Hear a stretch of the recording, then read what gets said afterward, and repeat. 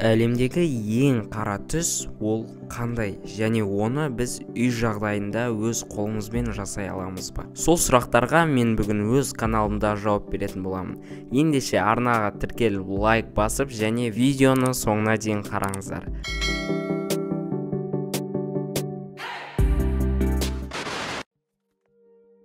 Сәлем достар, сіздермен бірге әрине қарапайым мастер каналы. Бүгінгі видеода өздеріңіз естігендей ең қара түсті жасап көретін боламыз.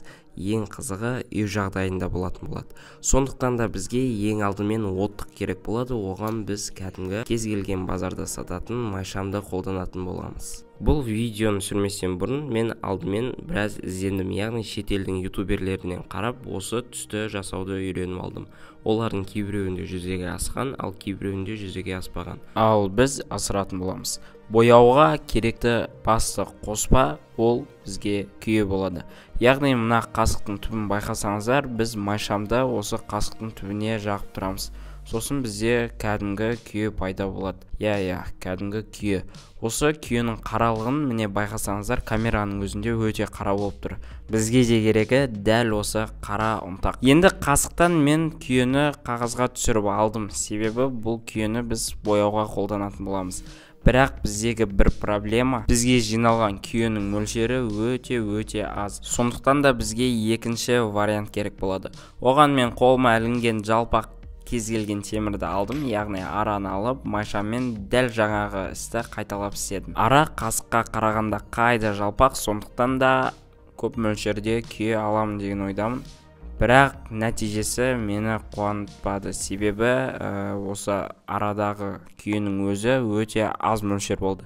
Яғни дәл қасықтағыдай неге екенін білмеймін, сондықтан да бізге келесі вариантқа көшу керек болады.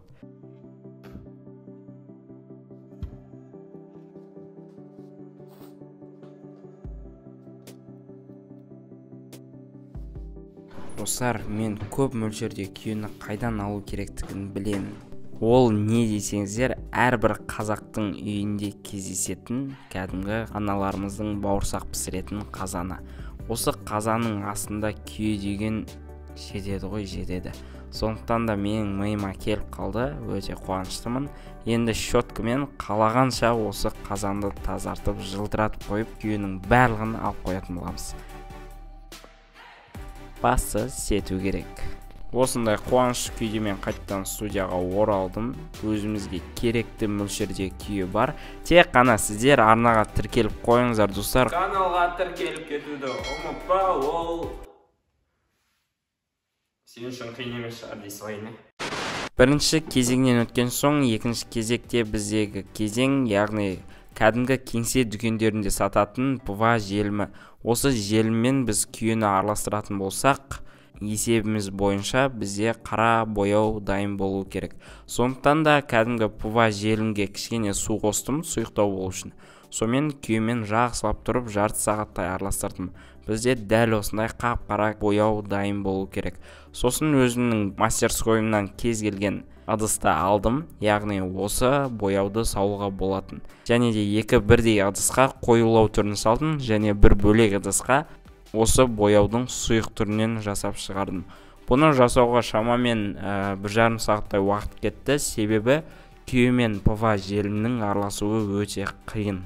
Бұл видеоны түсіруімдегі басты мақсат кәдімгі дүкендерде сататын қара бояу мен қолдан жасалған табиғи қара бояудың айырмашылығы қандай болады, және де екеуінің сапасын тексеретін боламыз. Ең басты мақсатымыз әлемдегі ең қара түсті үй жағдайында жасау. Соны ұмытпаңыздар. Араға 2 сағат салып, менде осындай 3 керемет қоспа дайын болды. Қолдан жасалған табиғи бояулар біздің қолымызда бар. Енді бізге бұл заттың күшін тексеру ғана қалды. Сондықтан да кухняға кіріп, холодильниктен жай ғана 2 кішкентай жұмыртқаны ұрлап кетеміз. Сосын кәдімгі қарапайым дүкенде сататын бояумен өзіміз жасаған ерекше бояуды 2 жұмыртқаға бояйтын боламыз. Біреуіне дүкеннің бояуын, біреуіне өзіміз жасаған сиқырлы бояуды бояймыз. Сіздерге кеңесім, дәл осы затты сіздер қайталап жасап көретін болсаңыздар, дәл осы жерге келгенде қолдарыңызға қандай да бір қолғап киіп бояңыздар. Әйтпесе бояудың барлығы қолдарыңызға сіңіп қап-қара болады. Оның кетуі екі талай. Міне бірінші дүкеннің бояуын боядым. Енді екінші жұмыртқаға өзіміздің собственный қолдан жасалған қара бояуымызды бояйтын боламыз.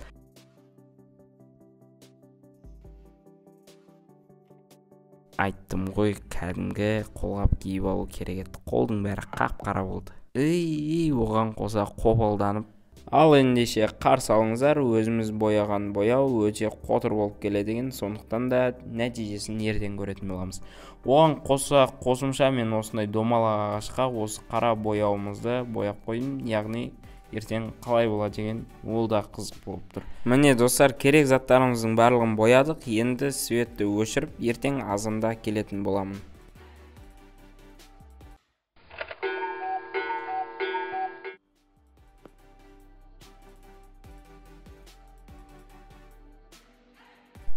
Міне достар, 7 сағаттан соң мен ұйқыдан оянып қайта мастерскойға келсем, осындай керемет қап-қара бояулар мені күтіп тұр екен.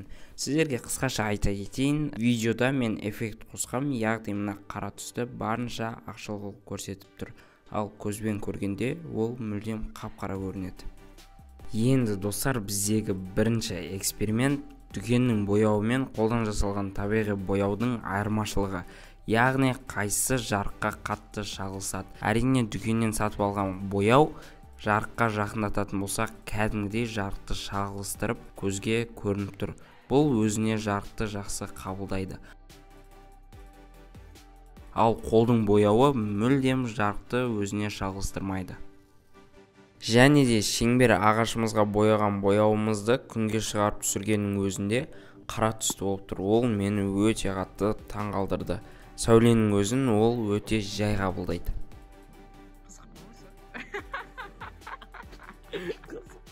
Ал мына жерде біз бүгінгі мақсатымызды кішкене де болсын орындаған сияқтымыз. Яғни екі қара түсті бір-бірінің үстіне қоятын болсақ, бізде еш нәрсе көрінбейді. Яғни тек қана қап-қара тұңғиық болып тұра береді. Ол бізге нәтиже десек те болады.